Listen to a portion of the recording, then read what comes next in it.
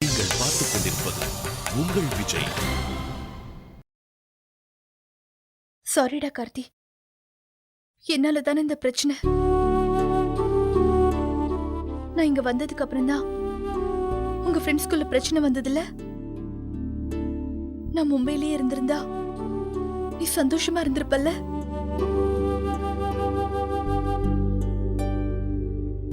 நடக்கணும்னு இருந்தா நடந்துதான் ஆகணும்.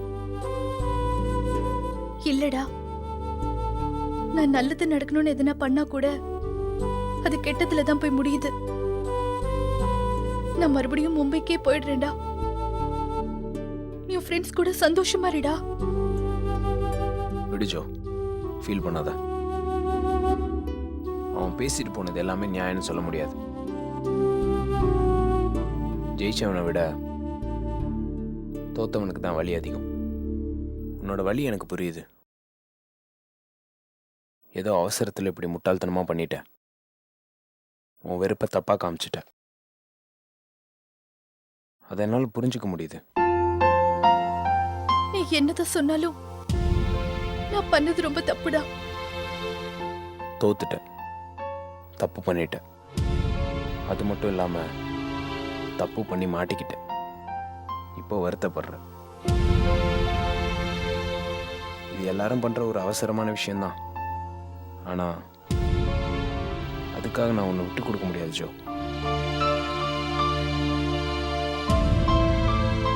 அதுக்காக நான் உன்னை சப்போர்ட் பண்றேன்னு அர்த்தம் இல்லை. நான் வெற்றி தப்பு பண்ண போவோம். அவன் பண்ண தப்புன்னு தெரிஞ்சோம் அவனை விட்டு கொடுக்காம தான் பேசியிருக்கேன். அந்த மாதிரி நிலைமை இன்னைக்கு இப்போ உன் விஷயத்தில் வந்திருக்கு. அவ்வளோதான்.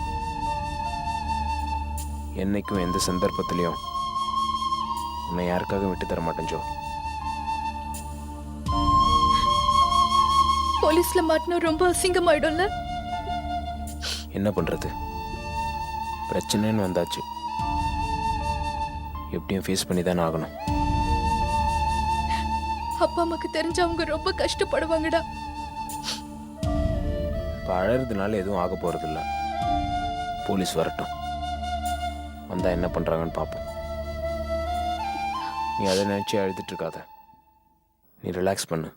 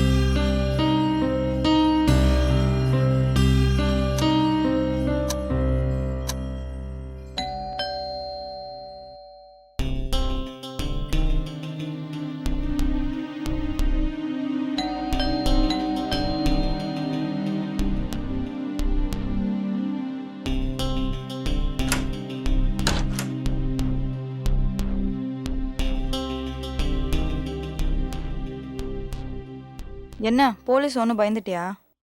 உள்ளவா.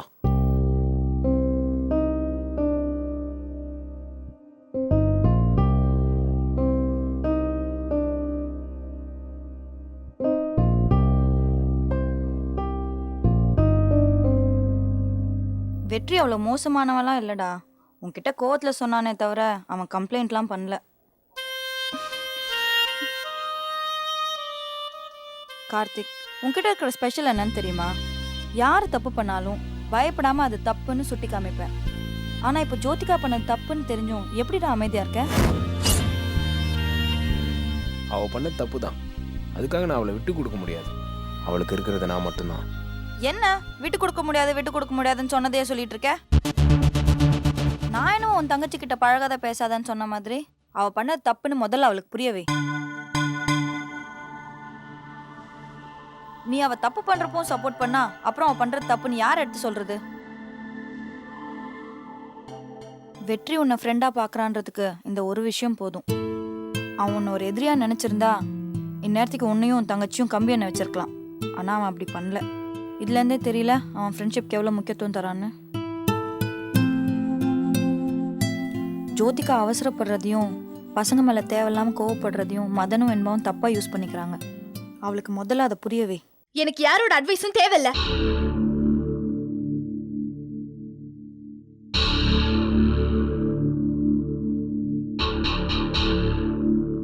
இங்க பாரு கார்த்திக், இங்க நான் யாருக்கும் அட்வைஸ் பண்ண வரல.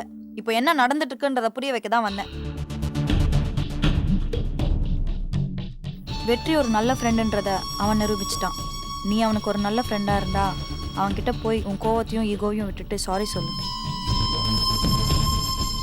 முதல்ல பசங்க எல்லாரும் ஒண்ணா சேர்ற வழியை பாருங்க, அதான் சரி. சொல்ல வேண்டியதை சொல்லிட்டேன். இதுக்கு மேல முடிவெடுக்க வேண்டியது நீதான். நான் வரேன்.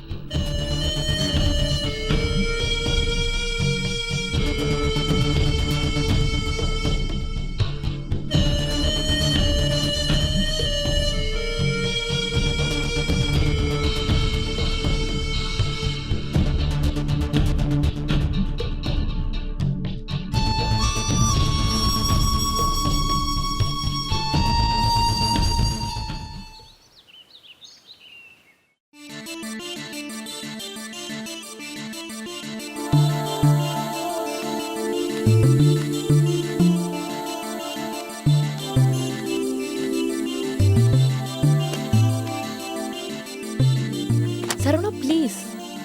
இன்னும் என்ன பேச போற? என்னை விடு. ப்ளீஸ் சரவணா. என்ன வேணும் சொல்லு. என்கிட்ட எதுக்கு பேச மாட்ற? உன்கிட்ட பேசுறதுக்கு எதுவும் இல்லை. பேசினா மட்டும் என்ன உனக்கு புரியவா போகுது? சரவணா ப்ளீஸ், நான் சொல்றது கேளு. இப்படி நடக்கும்னு சத்தியமா தெரியாது. அதான் நடந்துருச்சுல, பரவாயில்ல விடு. காலேஜ்க்கு வராம உன் படிப்பு கெட்டு போயிட போதும்னு நினைச்சுதான் நான் அப்படி பண்ணேன். உங்க அப்பா இப்படி நடந்து பாருன்னு சத்தியமா நான் நினைக்கல. அண்ணன் தப்புக்கு பரிகாரமா? போ திவ்யா. வீட்ல சொன்னா நீ திரும்ப காலேஜ்க்கு வருவேன் தான் நான் இப்படி பண்ணேன். ஆனா அது உன்னை இவ்வளவு தூரம் காயப்படுத்தும்னு அப்ப எனக்கு தெரியல. நான் உன்கிட்ட வீட்டில் சொல்லலை, யாராவது வந்து கேட்டாங்கன்னா ஏதாவது சொல்லி சமாளின்னு சொல்லிட்டு தானே போனேன். கடைசியில் இப்படி பண்ணிட்டியே. உன்னை போட்டு கொடுக்கணும்லாம் அப்படி பண்ணல. ஏதோ அவசரப்பட்டு முட்டாள்தனமா அப்படி பண்ணிட்டேன். சாரி. நான் ஸ்டார்டிங்லேருந்தே கவிதை பயிற்சி பெற்ற போகிறது உனக்கு பிடிக்கல.